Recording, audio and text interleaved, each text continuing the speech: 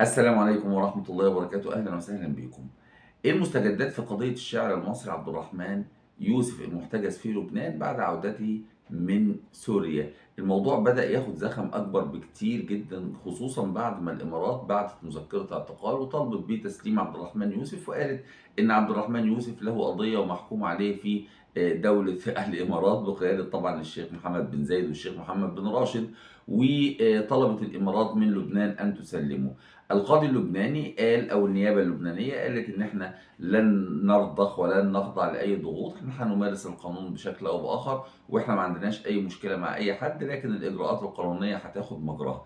السؤال المهم واللي بيساله كثير من الناس والحقوقيين، حتى محمد صبلوح المحامي بتاع عبد الرحمن يوسف اعلنوا على عدد من القنوات الفضائيه وسال هذا السؤال: ليه عبد الرحمن يوسف لما خرج من مكانه اللي كان موجود فيه إلى سوريا عبر لبنان لم يتم القبض عليه، بل تم القبض عليه بعد عودته من سوريا عن طريق أيضا لبنان؟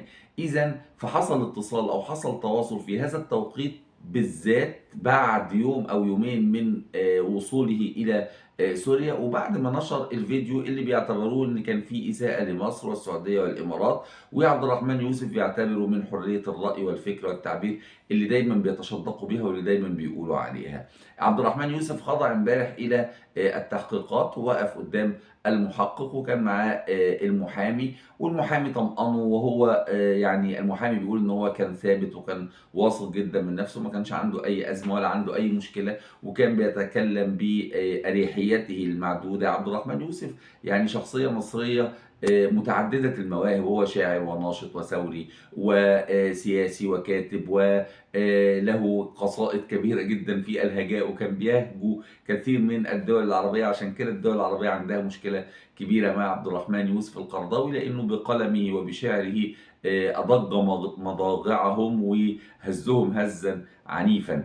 طيب، عبد الرحمن يوسف لما وقف قدام قاضي التحقيقات بدأوا يحصل الحوار ويحصل الاستجواب، فقال: اللي أنا بمارسه هو جزء من حرية الرأي والتعبير اللي دايما بيتكلموا عنه، ان انا ما عنديش مشكله الا اني معارض لنظام عبد الفتاح السيسي او النظام المصري، وانا كمان بأحاسب وبأعاقب وبيتم التعامل معايا بهذا الشكل نكايه في والدي الشيخ يوسف القرضاوي رحمه الله. وهذا الكلام كلام المحامي بتاع عبد الرحمن يوسف القرضاوي اللي اتنشر على كثير من المواقع الإخبارية منذ الأمس. طيب، آه، الناس ساكتة؟ لا، الناس مش ساكتة. الحقيقة المنظمات الحقوقية في لبنان بتحرك بشكل كبير جدا، بشكل فردي وبشكل مؤسسي. الحقوقيين والمحامين ومنظمات المجتمع المدني، منظمات حقوقية حول العالم بدأت تتحدث عن عبد الرحمن يوسف القرضاوي، وبدأت تتحدث عن هذا الإجراء اللي اتخذته لبنان، وتطالب السلطات اللبنانية بالإفراج الفوري وغير المشروط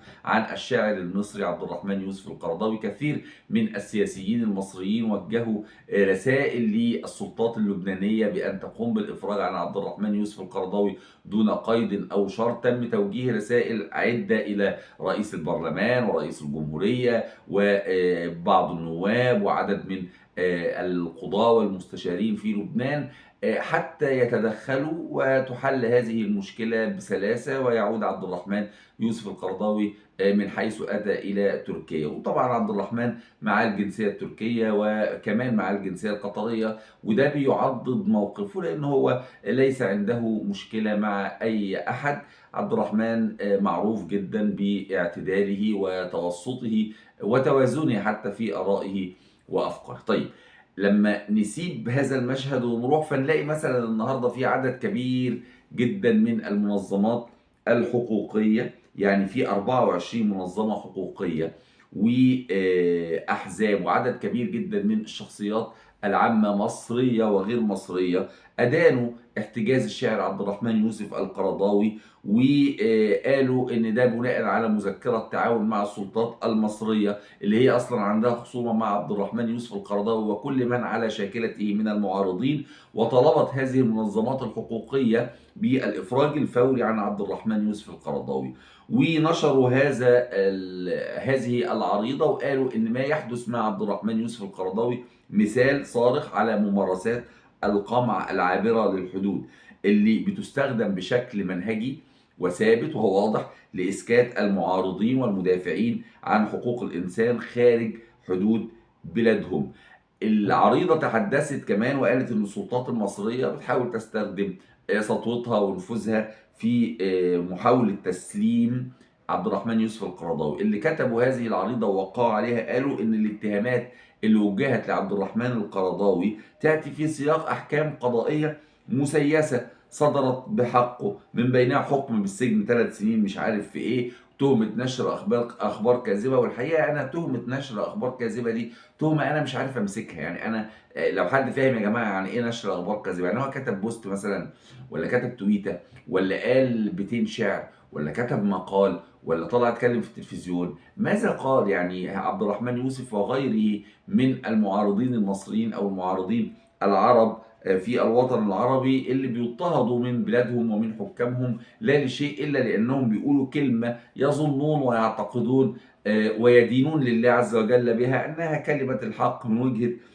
نظرهم. فبيقول لك أصل هو عنده قضايا وقضايا إرهاب وعنده مش عارف إيه وبيشوش على الدولة المصرية بسم الله ما شاء الله يعني، وبينشر أخبار كاذبة. العريضة كمان اعتبرت احتجاز عبد الرحمن يوسف يمثل استغلال غير مشروع للاتفاقات الأمنية الدولية لتصفية الحسابات السياسية مع المعارضين، وبيظهر توجه خطير جدا نحو توظيف التعاون الأمني الدولي كأداة لقمع الحريات الأساسية وتقييد حرية الأفراد في التعبير عن آرائهم والتنقل وما شابه ذلك. وطالبوا كمان في هذه العريضة اللي وقع عليها 24 منظمة حقوقية وعدد كبير من الشخصيات المصرية والعربية بالإفراج الفوري من قبل السلطات اللبنانية عن عبد الرحمن يوسف القرضاوي، واحترام السلطات اللبنانية لالتزاماتها الدولية بحماية حقوق الإنسان،